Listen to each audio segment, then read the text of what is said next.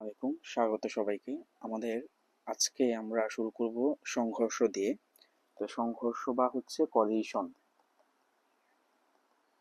এখন আমাদের এখানে সংঘর্ষ যে রয়েছে তার প্রকারভেদ হচ্ছে দুইটা প্রকার। একটা হচ্ছে আমাদের স্থিতিস্থাপক সংঘর্ষ এবং অপর যেটা সেটা হচ্ছে আমাদের অস্থিতিস্থাপক সংঘর্ষ। তাহলে সংঘর্ষ হচ্ছে দুই ধরনের, স্থিতিস্থাপক সংঘর্ষ, অস্থিতিস্থাপক সংঘর্ষ। এখন হচ্ছে প্রথম কথা যেটা মনে রাখতে হবে, সংঘর্ষ যদি শব্দটা আমরা দেখি, প্রথম যে কথাটা সেটা হচ্ছে আমাদের সংঘর্ষ মানেই সেখানে ভরবেগ থাকবে ধ্রুবক।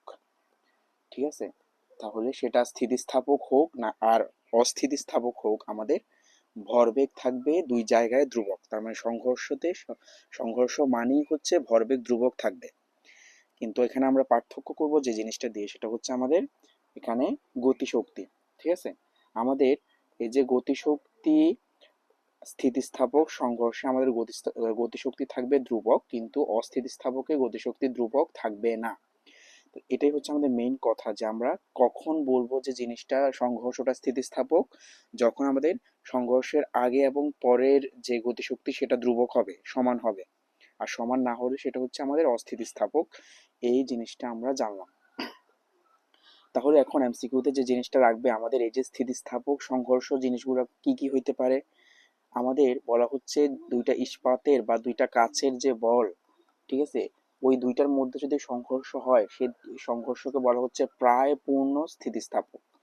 তাহলে আমাদের বইতে কিন্তু আছে প্রায় পূর্ণ স্থিতিস্থাপক সংঘর্ষ কোনটিকে বলবো আমরা, সেটা হচ্ছে আমাদের কি, দুইটা ইস্পাতের মধ্যে যে সংঘর্ষ, দুইটা ইস্পাত বা হচ্ছে আমাদের কাচের বলের মধ্যে সংঘর্ষ হচ্ছে আমাদের প্রায় কথাটা এখানে ইম্পর্টেন্ট, প্রায় পূর্ণ আমাদের স্থিতিস্থাপক।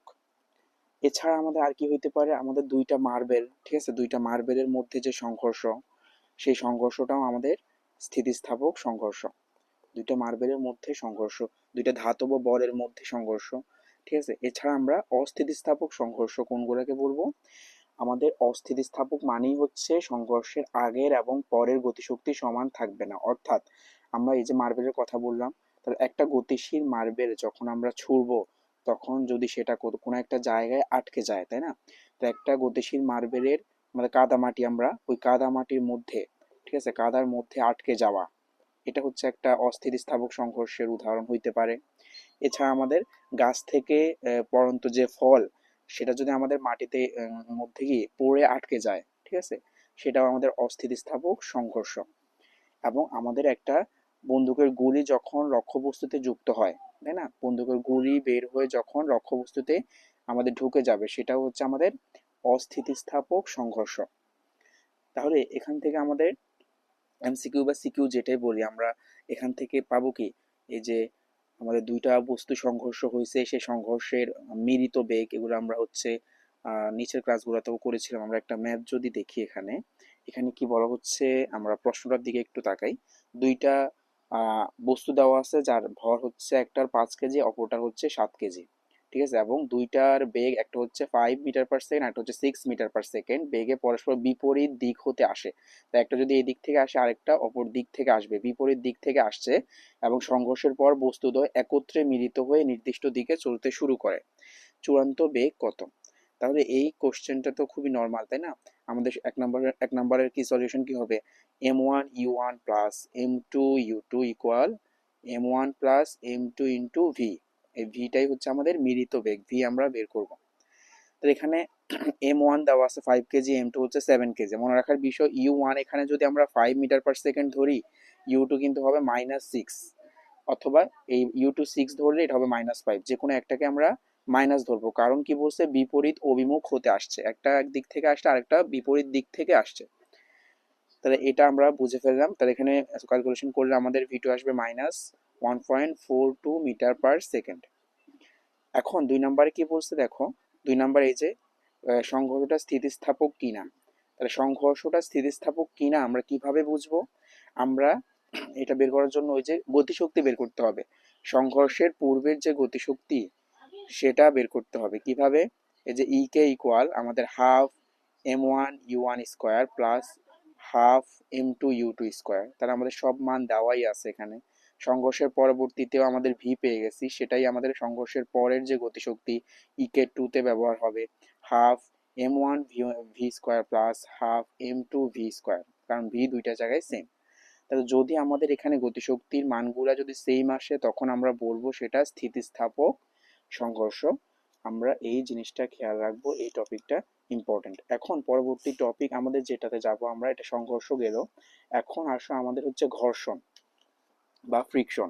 তাহলে আমাদের পরবর্তী টপিক হচ্ছে আমাদের এখানে ঘর্ষণ, বা এটাকে বলা হচ্ছে আমাদের ফ্রিকশন। তাহলে সংঘর্ষ এক জিনিস আর ঘর্ষণ আরেক জিনিস, তাই না? আমরা জানি। এখন শুরুতে আমরা যেটা বলতে হবে সেটা হচ্ছে ঘর্ষণ হচ্ছে চার ধরনের। কি কি হইতে পারে সেটা? একটা হচ্ছে স্থিতি ঘর্ষণ, আমরা ইংলিশ টার্ম সময় রাখবো স্ট্যাটিক ঘর্ষণ, স্ট্যাটিক ফ্রিকশন। দুই নাম্বার হচ্ছে আমরা বলবো গতীয় ঘর্ষণ বা বিসর্গ ঘর্ষণ, গতীয় বা বিসর্গ বা হচ্ছে কাইনেটিক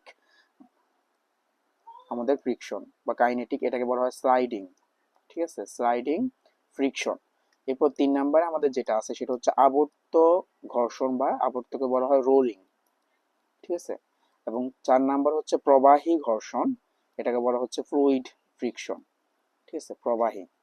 এরপরে আমাদের চারটার পরে আমাদের যে জিনিসটা জানতে হবে সেটা হচ্ছে আমরা যদি দেখি এই যে আমাদের এটা যদি একটা বস্তু হয়, তাই না, তাহলে বস্তুর ওজন কাজ করবে নিচের দিকে ডব্লিউ, এবং ওজনের প্রতিক্রিয়া বল লম্ব বরাবর কোন দিকে কাজ করবে? উপরের দিকে, এটা হচ্ছে আর ধরলাম আমরা প্রতিক্রিয়া বল।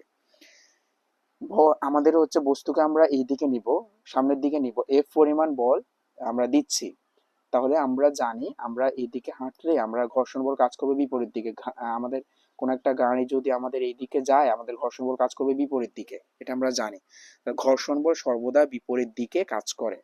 তাহলে এটা যদি আমাদের এফ হয়, এফ এর পরিবর্তে এই দিকে ঘর্ষণ বল কাজ করবে আমাদের, তাই না? তাহলে আমরা ধরলাম এটা হচ্ছে এফ এস, তাই না? এফ এস, এস হচ্ছে আমাদের স্ট্যাটিক ফ্রিকশন মানে স্থিতি ঘর্ষণ, কারণ এদিকে আমাদের ঘর্ষণ বল কাজ করতেছে, এদিকে মেইন বল কাজ করতেছে। ঠিক আছে, এখন আমাদের এই যে এখানে ঘর্ষণ কোণ আমরা ল্যামডা ধরবো, সেটা এই যে উল্লম্বের সাথে ল্যামডা কোণ। ঠিক আছে, উল্লম্বের সাথে ল্যামডা কোণ, এবং এই বলটা হচ্ছে এস। তাহলে আমরা এখানে কি কি জানলাম দেখো, আমরা এখানে দেখতেছি ওজন কাজ করতেছে নিচের দিকে, ওজনের বিপরীত প্রতিক্রিয়া বল কাজ করতেছে উপরের দিকে, এবং আমাদের বল মেইন বল কাজ করতেছে সামনের দিকে, পিছনের দিকে, বিপরীত দিকে কাজ করবে ঘর্ষণ বল। ঠিক আছে, এবং ঘর্ষণ কোণ হচ্ছে এখানে আমাদের ল্যামডা। এবং আমাদের এখান থেকে যে জিনিসটা জানতে হবে সেটা হচ্ছে কয়েকটা সূত্র। কি কি সূত্র জানতে হবে আমাদের? প্রথমে আসো হচ্ছে স্থিতি ঘর্ষণ গুণাঙ্ক, স্থিতি ঘর্ষণ গুণাঙ্ক, এটাকে আমাদের মিউ এস দ্বারা প্রকাশ করা হয়, মিউ এস। ঠিক আছে, মিউ এস ইকুয়াল আমাদের হবে এফ এস বাই আর। ঠিক আছে, তাহলে এফ এস হচ্ছে আমাদের কি, এই যে স্থিতি ঘর্ষণ বল, এই যে এফ এস যেটা, তাহলে এটা হচ্ছে ঘর্ষণ, ঘর্ষণ বল, আর হচ্ছে প্রতিক্রিয়া বল, আর হচ্ছে আমাদের প্রতিক্রিয়া বল, দুইটাকে আমাদের অনুপাত করলে আমরা পাবো ঘর্ষণ গুণাঙ্ক, মিউ দিয়ে প্রকাশ করা হবে। এরপরে আমরা এখানে আরেকটা পাইছি, আমাদের ল্যামডা হচ্ছে ঘর্ষণ কোণ বলেছিলাম আমরা, তাহলে ঘর্ষণ কোণ আমাদের মিউ এস ইকুয়াল সূত্র হবে 10 ল্যামডা। ঠিক আছে, আমাদের এস যেটাকে বলছি, এস কিন্তু হচ্ছে আমাদের লব্ধি প্রতিক্রিয়া, তার মানে ওই যে আমাদের লব্ধি, লব্ধি যেদিকে কাজ করে সেটা হচ্ছে এস, লব্ধি প্রতিক্রিয়া। মিউ এস ইকুয়াল আমরা 10 ল্যামডা দিয়ে বের করব। ঠিক আছে, এই জিনিসটা আমাদেরকে মনে রাখতে হবে। তাহলে আমাদের একইভাবে যখন আমাদের গতীয় ঘর্ষণ গুণাঙ্ক বের করতে বলবে তখন আমরা কি লিখবো? আমরা স্থিতিতে লিখছি mu s equal f s by r. তাহলে গতীয় ঘর্ষণ যেহেতু সেটাকে কাইনেটিক বলা হয়, আমরা লিখবো মিউ কে ইকুয়াল আমাদের কি এফ কে বাই আর, সূত্র সেম থাকবে, জাস্ট পরিচয়গুলো একটু ডিফারেন্স হবে। এখন আমাদেরকে যদি বলে যে ঘর্ষণ দেওয়া আছে, ঘর্ষণ বল দেওয়া থাকবে যে 10 নিউটন, আমাদেরকে ত্বরণ বের করতে দিবে, তখন আমাদের ত্বরণের বের করার জন্য আমাদের কি কি মাথায় আনতে হবে? আমরা অবশ্যই জানি ঘর্ষণ বল সর্বদাই কি হবে? ছোট হবে, মেইন বল থেকে ঘর্ষণ বল ছোট হবে। এই যে আমরা সামনের দিকে যাব, তাহলে সামনের দিকে যাইতে হলে আমাদেরকে অবশ্যই বেশি বলে হাঁটতে হবে এবং ঘর্ষণ বলটা সবসময় কম হবে। যখনই ঘর্ষণ বল বেশি হয়ে যাবে তখন কিন্তু আমরা সামনের দিকে আগাতে পারবো না বা গাড়ি সামনের দিকে আগাতে পারবে না। তাহলে আমাদেরকে মেইন বল থেকে ঘর্ষণ বলটা কি করতে হয়? মাইনাস করতে হয়। তাহলে F minus F K equal M A, আমরা জানি এফ ইকুয়াল এম এ, তাহলে মেইন বল থেকে আমাদের ঘর্ষণ বলটা মাইনাস হচ্ছে, তাহলে এ ইকুয়াল আমাদের কি হবে এফ মাইনাস এফ কে ডিভাইডেড বাই এম। তাহলে ত্বরণ বের করার এই সূত্র যখন আমাদের কি দেওয়া থাকবে, ঘর্ষণ বল দেওয়া থাকবে, তখন আমাদের এই সূত্র ইউজ করতে হবে। তাহলে এগুলো নর্মাল খুঁটিনাটি এমসিকিউ যদি আসে তখন কি করবা, তাহলে এই জন্য আমরা দেখাইলাম। এরপর আমরা এখানে খুবই ইম্পর্টেন্ট একটা এমসিকিউর জন্য টপিক, সেটা হচ্ছে আমাদের এই যে স্থিতি ঘর্ষণ এবং হচ্ছে গতীয় ঘর্ষণ, এই দুইটার মধ্যে সম্পর্ক, স্থিতি ঘর্ষণ বল এবং গতীয় ঘর্ষণ বলের মধ্যে আমাদের সম্পর্ক। তাহলে কি সম্পর্ক আমাদের, আমাদের 1 নাম্বার সম্পর্ক হচ্ছে, আমরা তো জানি যে আমাদের ঘর্ষণ বল সর্বদা গতির বিরুদ্ধে ক্রিয়া করে, এটা আমরা জানি, তারপরেও আমরা লিখতেছি যাতে তোমরা পরবর্তীতে রিভিশনের সময় এই কথাটা পাও। এই নর্মাল মানে সহজগুলা ভুল করা যাবে না, কারণ সহজগুলা আমাদের ম্যাক্সিমাম পারবে, তাই না? পরীক্ষার হলে সহজগুলো ভুল করা যাবে না, সহজ ভুল করলেই পিছিয়ে যাবে। তাহলে আমাদের ঘর্ষণ বল সর্বদা গতির বিরুদ্ধে ক্রিয়া করে, এটা আমরা জানি। তাহলে গতির বিরুদ্ধে যদি ক্রিয়া করে, আমি বলবো যে এখানে তাহলে মধ্যবর্তী কোণ আলফা ইকুয়াল হোয়াট, আমি যাচ্ছি এইদিকে, ঘর্ষণ বল কাজ করতেছে এইদিকে, তাহলে মধ্যবর্তী কোণ কত হবে আমাদের 180 ডিগ্রি। তাহলে এখানে আরেকটা এমসিকিউ হচ্ছে আমাদের ঘর্ষণ মেইন বল এবং ঘর্ষণ বলের মধ্যে মধ্যবর্তী কোণ হচ্ছে 180 ডিগ্রি, ঠিক আছে। 2 নাম্বার যে সম্পর্ক আমাদের, এই যে অভিলম্বিক প্রতিক্রিয়া, আমরা ওই যে ওজন কাজ করতেছিল নিচের দিকে, আমাদের একদম অভিলম্ব যে প্রতিক্রিয়া সেটা আর ধরছিলাম, সেটা মানে 90 ডিগ্রি কোণের জন্য বলা হচ্ছে অভিলম্বিক প্রতিক্রিয়া বল, সেই আর, ঠিক আছে। তাহলে সেটা হচ্ছে আমাদের বলতেছে যে ঘর্ষণ বল যেটা এফ এস হোক আর এফ কে হোক, এই ঘর্ষণ বল আমাদের অভিলম্বিক প্রতিক্রিয়া বলের সমানুপাতিক। এই কথাটা ইম্পর্টেন্ট, অভিলম্বিক প্রতিক্রিয়া বলের সমানুপাতিক। তাহলে এখান থেকে আমরা লিখতে পারি কি, আমাদের এফ এস সমানুপাতিক আর, ঠিক আছে। প্রতিক্রিয়া বল যত বেশি হবে ঘর্ষণ বল তত বেশি হবে। এরপরে হচ্ছে আমাদের যে নির্ভরতা, খুব ইম্পর্টেন্ট, যে আমাদের এই দুইটা ঘর্ষণ বল আমাদের তলের প্রকৃতির উপর নির্ভর করে, ক্ষেত্রফলের উপর নির্ভর করে না। কি বললাম, আমরা বললাম যে এই যে স্থিতি ঘর্ষণ এবং গতীয় ঘর্ষণ বল, এই দুইটা বল আমাদের যে তলের উপর কাজ করবে সে তলের প্রকৃতির উপর নির্ভর করে, প্রকৃতির উপর নির্ভর করে, আমাদের স্পর্শতলের যে ক্ষেত্রফল তার উপর নির্ভর করবে না, ক্ষেত্রফলের উপর করে না, নির্ভর করে না। তাহলে এই তিনটা কথা আমাদেরকে ভালোভাবে মনে রাখতে হবে, ঠিক আছে।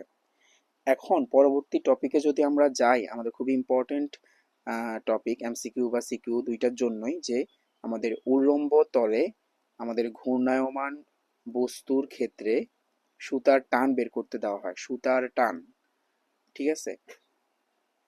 তাহলে উল্লম্ব তলে ঘূর্ণায়মান বস্তু সুতার টান বের করতে দেওয়া হয়, এটা বোঝার জন্য আমাদেরকে ভালোভাবে থিওরিটা বুঝতে হবে, ভালোভাবে থিওরি বুঝলে আমরা আটকাবো না, ঠিক আছে।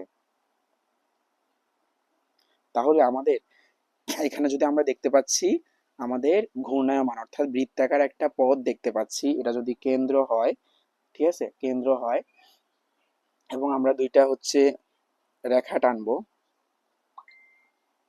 ঠিক আছে, দুইটা রেখা টানবো, তাহলে আমাদের এখানে আমরা একটা এ ধরছি, আরেকটা বি, আরেকটা সি, আরেকটা আমাদের ডি। আমরা একটু কল্পনা করব যে আমরা আমাদের দুই আঙ্গুলের মাঝখানে আমরা একটা সুতা রাখবো এবং সুতার প্রান্ত দেশে আমরা একটা পাথর আমাদের বেঁধে আমরা ঘোরানোর চেষ্টা করব, তাই না? যদি ওই জিনিসটা কল্পনা করি তাহলে কি হবে, আমাদের আমাদের ওইখানে হচ্ছে সুতার টান আসবে। তাহলে আমরা দেখো, আমরা বলেছিলাম সবসময় যে আমাদের ভিতরের দিকে কেন্দ্রমুখী বল কাজ করে, বাইরের দিকে হচ্ছে কেন্দ্র বিমুখী বল কাজ করে।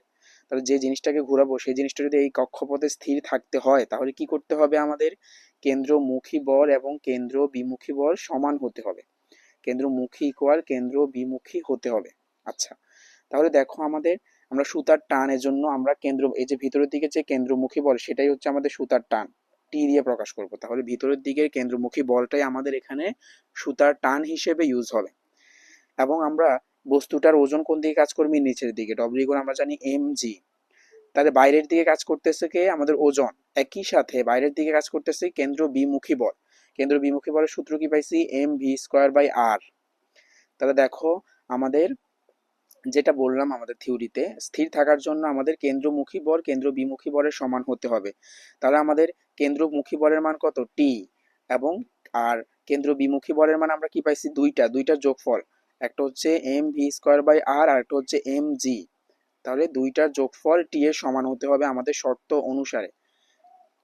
তাহলে এটা কোন বিন্দুতে পাইছি, আমরা এই বিন্দুতে পাইছি, তাই না? আমাদের এই এ বিন্দু, যেটা এ বিন্দুতে আমরা টি ইকুয়াল আমরা পাচ্ছি m V square by R plus M g. তো এটা পাচ্ছি আমরা কোন বিন্দুতে, এই যে T equal m V square by R plus M G, এটা আমরা পাচ্ছি কোন বিন্দুতে, এ বিন্দুতে। এখন আমরা আলোচনার সুবিধার্থে আমরা আরেকটা বিন্দু ধরবো, সেটা হচ্ছে ই। ই আমাদের এই যে এই টি এর সাথে থিটা কোণে কাজ করতেছে, থিটা কোণে আমাদের ই বিন্দু কাজ করতেছে, ঠিক আছে? থিটা কোণে ই বিন্দু কাজ করতেছে। তাহলে যখনই আমাদের এই যে আমাদের ওজনটা আমরা বলেছিলাম, দেখো খেয়াল করো ভালোভাবে, ওজন নিচের দিকে 90 ডিগ্রি কোণে ক্রিয়া করে আমরা জানি। তাহলে ওজনের যে উপাংশ আমাদের এখানে আসবে, ই বিন্দুতে আসবে থিটা কোণে কাজ করে, সেটা কি হবে, যার সাথে থিটা সেটা কি হয়, কস থিটা হয়। তাহলে এখানে হবে এম জি কস থিটা। বুঝতে পারতেছি, ওজনের একটা উপাংশ আসবে ই বিন্দুতে, যেহেতু থিটা কোণে কাজ করতেছে এর জন্য হবে এম জি কস থিটা। তাহলে আমাদের এখন আসো ই বিন্দুতে।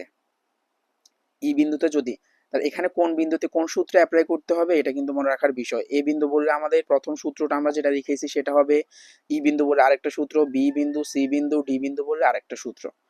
তাহলে এই জন্য আমাদের এই যে কোন বিন্দুতে প্রশ্নে বলতেছে সেটাই আমাদের গুরুত্বপূর্ণ, প্রশ্নে এই ছবিটাই থাকতে পারে। তো এই বিন্দুতে বললে আমাদের কি হবে, দেখো ভিতরের দিকে আমাদের কি কেন্দ্রমুখী বল, বাইরের দিকে ওজনের যে উপাংশ এবং হচ্ছে কেন্দ্র বিমুখী বল। তাহলে টি ইকুয়াল কি হবে আমাদের M V square by R, কেন্দ্র বিমুখী বল প্লাস ওজনের উপাংশ M G cos theta. Theta কোণে কাজ করতেছে এজন্য কস থিটা। তাহলে এটা হচ্ছে ই বিন্দুর সূত্র। এখন খেয়াল করো আমাদের বি বিন্দুতে, দেখো বি বিন্দু, বি এবং ডি দুইটাতে সেম হবে, কারণ দেখো দুইটাই মধ্যবর্তী কোণ আমাদের এখানে 90, দুইটাতেই সেম হবে। তাহলে আমরা একসাথে করে ফেলি, আমাদের বি এবং ডি বিন্দুতে আমাদের সুতার টান টি ইকুয়াল কি হবে, তাহলে টি ইকুয়াল আমাদের ওই যে সব সময় M V square by R কেন্দ্র বিমুখী বল হয়ে যাবে plus M G cos theta. এই যে আমাদের এই ওজন যে এই বিন্দুতে ক্রিয়া করতেছে তার সাথে আমাদের বি বিন্দু বা ডি বিন্দুর মধ্যবর্তী কোণ কত হচ্ছে, 90 ডিগ্রি হচ্ছে। তাহলে থিটার মান এখানে 90, তাহলে এম জি কজ 90, তাহলে কজ 90 ডিগ্রির মান কত আমরা জানি, 0। তাহলে এখানে টি ইকুয়াল হবে M V square by r. তাহলে এখানে সহজ সূত্র চলে আসতেছে, আমাদের বি বিন্দু অথবা ডি বিন্দু যেটাই বলুক, সূত্র হচ্ছে এম ভি স্কোয়ার বাই আর। এটা আমরা এটা দিয়ে সুতার টান বের করব। এখন সর্বোচ্চ বিন্দু এখানে কোনটা তোমাকে যদি বলা হয়, এভাবে বলবে যে সর্বোচ্চ বিন্দুতে সুতার টান কত। তাহলে সর্বোচ্চ বিন্দু এখানে আমাদের কোনটা, সি। তাহলে সি বিন্দুতে সুতার টান, তাহলে এই যে ওজনের যে রেখাটা সেটার সাথে সি বিন্দুর মধ্যবর্তী কোণ কত, 180 ডিগ্রি। তাহলে থিটা এখানে কত হবে, 180। তাহলে সি বিন্দুতে আমাদের টি ইকুয়াল হবে M V square by R plus M G cos 180 degree. Cos 180 ডিগ্রির মান কত, -1, তাই না? তাহলে এখানে হবে M V square by R minus M জি। এটা হবে আমাদের সি বিন্দুতে যে সূত্রটা সেটা। কোন বিন্দুতে কোন সূত্র খুবই ভালোভাবে আমাদেরকে খেয়াল রাখতে হবে, এটা হচ্ছে মেইন বিষয়। এখানে যে ম্যাথটা বলা হচ্ছে, 10 গ্রাম ভরের বস্তু 10 সেন্টিমিটার ব্যাসার্ধের সুতার সাহায্যে উল্লম্ব বৃত্তপথে আমাদের 10 মিটার/সেকেন্ড বেগে ঘুরছে। সর্বোচ্চ বিন্দুতে সুতার টান। একটু আগে থিওরি পড়াইছি, মনে আছে কি, আমাদের সর্বোচ্চ বিন্দু ছিল সি বিন্দু। আমরা বলেছিলাম সি বিন্দুতে টি ইকুয়াল কি হবে, M V square by R minus M G. ওই যে 180 ডিগ্রির কারণে মাইনাস হয়ে গেছে, এখানে সবই দেওয়া আছে তাই না। এম হচ্ছে 10 গ্রাম, আমাদের ভি হচ্ছে আমাদের 10 মিটার/সেকেন্ড, আর হচ্ছে 10 সেন্টিমিটার থেকে মিটারে নিবা, সবকিছুই দেওয়া আছে, মান বসিয়ে দিলে হবে। তাহলে সর্বোচ্চ বিন্দুতে সুতার টান বের করতে দিলে আমাদের কিন্তু এই থিওরি হবে, আমরা ভালোভাবে খেয়াল রাখবো। এখন আমাদের আরো কয়েকটা টপিক আছে যেগুলো আমরা পড়াতে হবে, সেটা হচ্ছে একটা হচ্ছে ঘাত বল আর একটা হচ্ছে বলের ঘাত। ঠিক আছে, এই দুইটা টপিক আমাদের পড়ানো হয় নাই। তাহলে প্রথমে যদি আসি ঘাত বল, তাহলে নামের শেষে কি আছে, এটা হচ্ছে বল।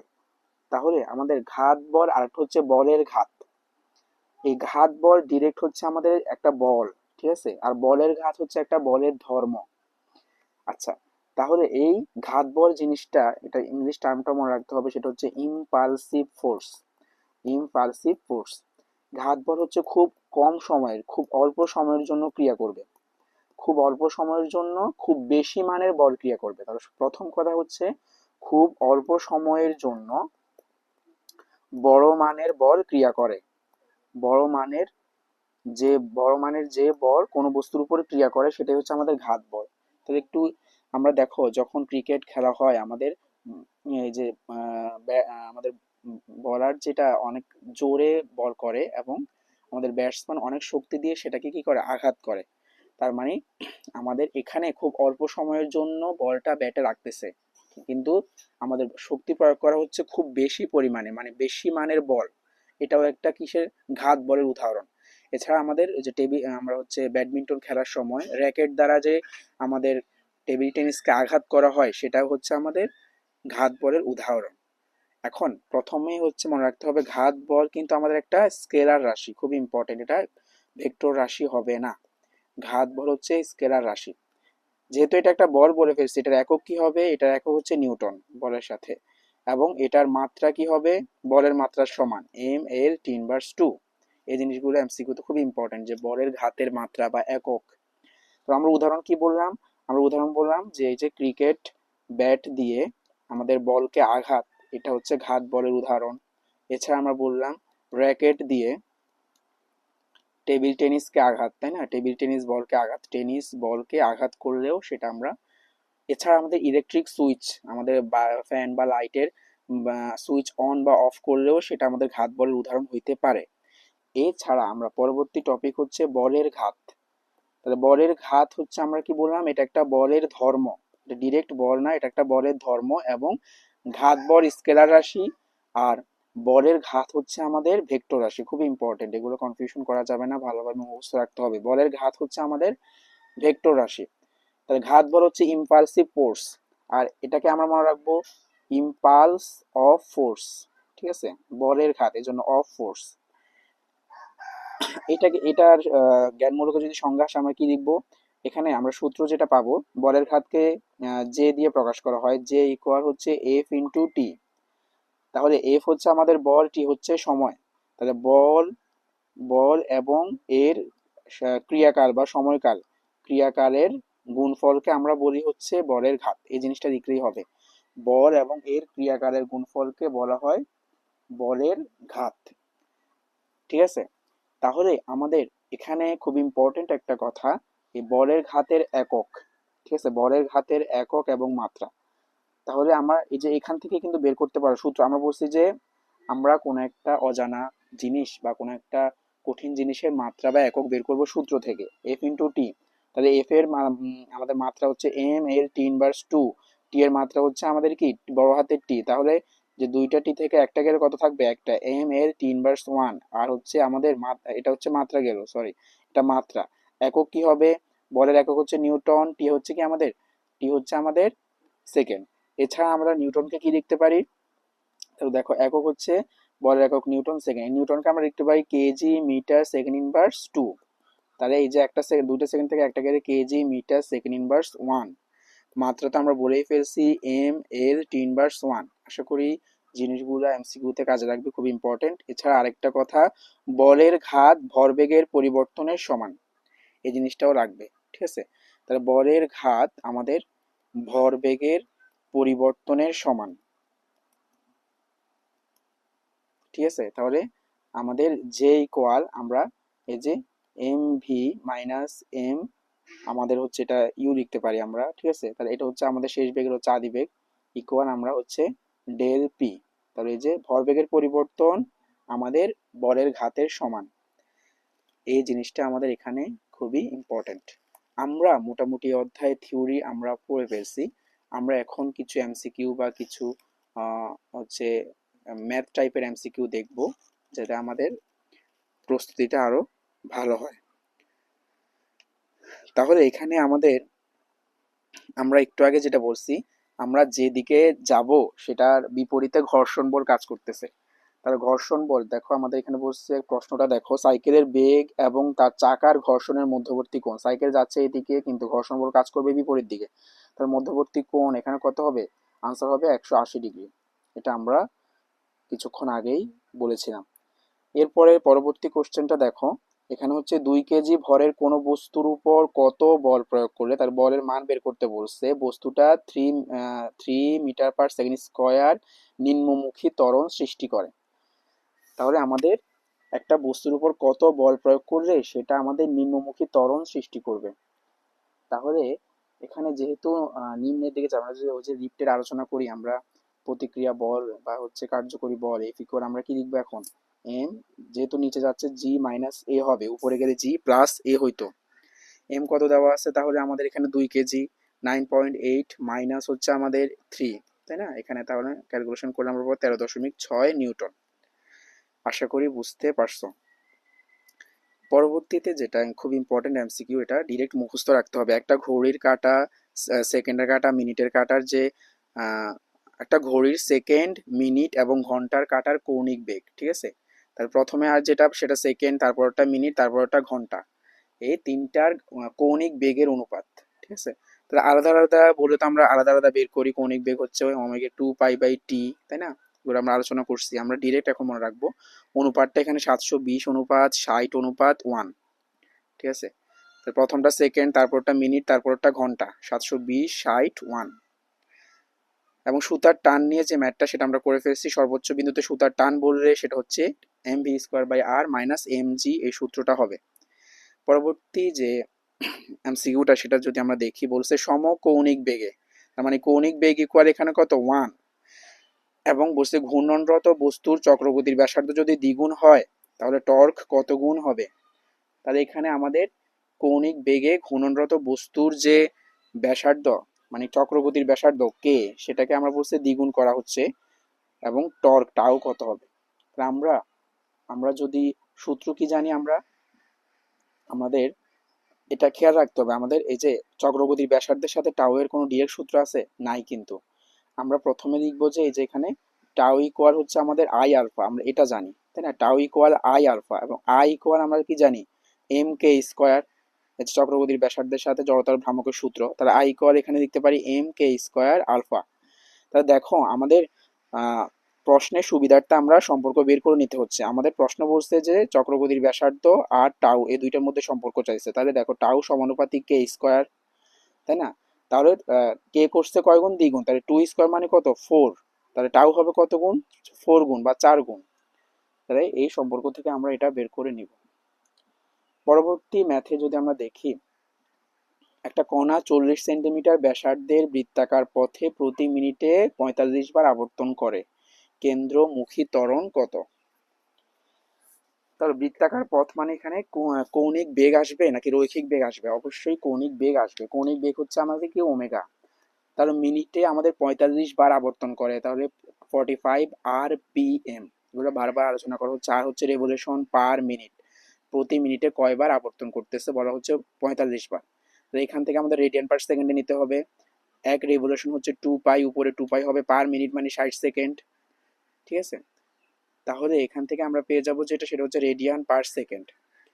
এই ওমেগা পেয়ে গেছি। এখন আমাদের কেন্দ্রমুখী ত্বরণ এই এই ইকুয়াল কি হবে, ওমেগা²r। গত ক্লাসগুলোতে এগুলো আলোচনা করা হয়েছে। কোন সূত্র, সূত্রগুলো মাস্ট মনে রাখতে হবে। ওমেগা², ওমেগা পেয়ে গেছি, যেটা হবে সেটা এখানে বসাবেন। এরপর হচ্ছে আর এর মান কত, 40 সেন্টিমিটার থেকে মিটারে নিতে হবে। এরপরে কেন্দ্রমুখী ত্বরণ এখানে পাওয়া যাবে। পরবর্তী ম্যাথে আমরা যদি দেখি, 0.05 কেজি ভরের একটা বস্তুকে আমরা, তাহলে ভর দেওয়া আছে এবং 1 মিটার দীর্ঘ একটা সুতার সাহায্যে ঘুরাবেন, হাতে রেখে ঘুরাবেন। তাহলে প্রতি সেকেন্ডে 4 বার বৃত্তপথ আবর্তন করলে ঘূর্ণন গতিশক্তি কত? হ্যাঁ, তাহলে এখানে রৈখিক গতিশক্তি কিন্তু বের করতে দেয় নাই। কে ইকুয়াল আমরা কি জানি, আমরা ওই যে কে ইকুয়াল আমরা পাইছিলাম হাফ mv², এটা হচ্ছে রৈখিক। কিন্তু কৌণিক ক্ষেত্রে বা ঘূর্ণন গতিশক্তি কি হবে, এম এর জায়গা হবে আই, ভি এর জায়গা হবে ওমেগা, হাফ আই ওমেগা²। এটা আমরা সবাই জানি। তাহলে সূত্র হচ্ছে হাফ আই ওমেগা²। তাহলে ওমেগা আমাদের এখানে বের করতে পারবো। ওমেগা দেওয়া আছে আমাদের সেকেন্ডে, প্রতি সেকেন্ডে 4 বার ঘুরে, তার মানে কি হবে, ওমেগা ইকুয়াল আমাদের এখানে কি হবে 4 rps। এখানে কিন্তু প্রতি মিনিটে বলে নাই, প্রতি সেকেন্ডে বলছে। পার সেকেন্ড আসবে, পার মিনিট আসবে না। প্রতি সেকেন্ডে 4 বার ঘুরতেছে, এখান থেকে রেডিয়ান পার সেকেন্ডে নিতে হবে, ঠিক আছে? এরপরে হচ্ছে আমাদের আই, আই কিন্তু নেই, আই বের করতে হবে। তাহলে আই হচ্ছে আমাদের সূত্র কি, I equal M R square, আর ওমেগা এর মান আমরা বের করতে, এম এর মান হচ্ছে 0.05, আর এর মান হচ্ছে 1 মিটার। আশা করি বুঝতে পারছো। তাহলে এই ছাড়া আমাদের পরবর্তী যে ম্যাথটা আমরা এখানে দেখতে পাচ্ছি, এটা একটু খেয়াল করি। আমাদের এখানে 8 মিটার প্রস্থের রাস্তা দিয়ে একটি গাড়ি, তাহলে রাস্তার প্রশস্ততা দেওয়া আছে কত, রাস্তার প্রশস্ততা হচ্ছে আমাদের কি 8 মিটার, এবং একটা গাড়ি 100 মিটার ব্যাসার্ধ এবং 80 মিটার ব্যাসার্ধের দুইটা বাঁক অতিক্রম করছে। তাহলে রাস্তার দুইটা বাঁক, একটা 100 মিটারের বাঁক আর একটা 80 মিটারের বাঁক, ব্যাসার্ধের দুইটা বাঁক অতিক্রম করলো, এবং রাস্তার ভিতরের এবং বাইরের প্রান্তের উচ্চতার পার্থক্য হচ্ছে আমাদের কি 0.4 মিটার। তাহলে আমরা যদি এখানে বোঝার সুবিধার্থে ছবি যদি আঁকি, আমরা ছবি আঁকলে কি হবে দেখো, এই যে আমরা বললাম রাস্তার এক পাশ আরেক পাশ থেকে কত উঁচু সেটার উচ্চতার পার্থক্যই দেওয়া আছে, এইচ ইকুয়াল আমাদের 0.4 মিটার, এটা কিন্তু দেওয়া আছে। এটাকে আমরা কি ধরছিলাম, রাস্তার প্রশস্ততা কত, 8 মিটার দেওয়া আছে, ডি ইকুয়াল 8 মিটার, এটা হচ্ছে আমাদের থিটা। প্রথম কোশ্চেন হচ্ছে ব্যাংকিং কোণ কত, প্রথম কোশ্চেন হচ্ছে ব্যাংকিং কোণ কত। তাহলে এখানে কি হবে, আমাদের tan theta equal v square by r r g হবে, নাকি আমাদের সাইন থিটা ইকুয়াল আমাদের কি হবে, এইচ বাই ডি হবে। খেয়াল করো, আমাদের এখানে এইচ এর মানও দেওয়া আছে, ডি এর মানও দেওয়া আছে, অবশ্যই দ্বিতীয় সূত্র হবে, কিন্তু এক নম্বরের ক্ষেত্রে আমাদের ভি দেওয়া নেই, বেগ কিন্তু দেওয়া নেই। তাহলে এখানে sine theta equal H by D 0.4/8, তাহলে থিটা ইকুয়াল আমাদের ক্যালকুলেশন করে চলে আসবে 2.87 ডিগ্রি। দ্বিতীয় কোশ্চেনটার দিকে খেয়াল করো, গাড়িটা উভয় বাঁক কি সমান বেগে অতিক্রম করতে পারবে কিনা। তাহলে এখন বেগ ভি বের করতে বলছে। তাহলে আমাদের প্রথম যে বাঁক সেটা আর আর ওয়ান ইকুয়াল আমাদের 100 মিটার, তাহলে সেটার ক্ষেত্রে সূত্র টেন থিটা ইকুয়াল আমাদের v square by r one g, এবং এখানে আমরা এক নাম্বার থেকে থিটা পাইছি 2.87 ডিগ্রি, তাই না। তাহলে এখান থেকে আমরা কি বের করব, আমরা এই যে ভি ওয়ান বের করব, প্রথম বাঁকের ক্ষেত্রে ভি ওয়ান রুট আর ওয়ান জি টেন থিটা, সবগুলা মান যদি আমরা বসাই, আর ওয়ান হচ্ছে 109.8, 10 2.87 ডিগ্রি, তাহলে এখানে আমরা পেয়ে যাব 7.01 মিটার/সেকেন্ড। একইভাবে ভি টু ইকুয়ালও বের করতে হবে, আর টু কত, 80 মিটার, তাহলে টেন থিটা, এখানেও পেয়ে যাবা। তাহলে দেখবা যে কোনটার বেগ বেশি কোনটার বেগ কম। তো এই জিনিসগুলো এমসিকিউ বা সিকিউ দুই জায়গায় থাকে, খুব ইম্পর্টেন্ট ব্যাংকিং কোণের যে ম্যাথগুলো এই অধ্যায়ে। এতটুকু ছিল আমাদের আলোচনা, ধন্যবাদ সবাইকে।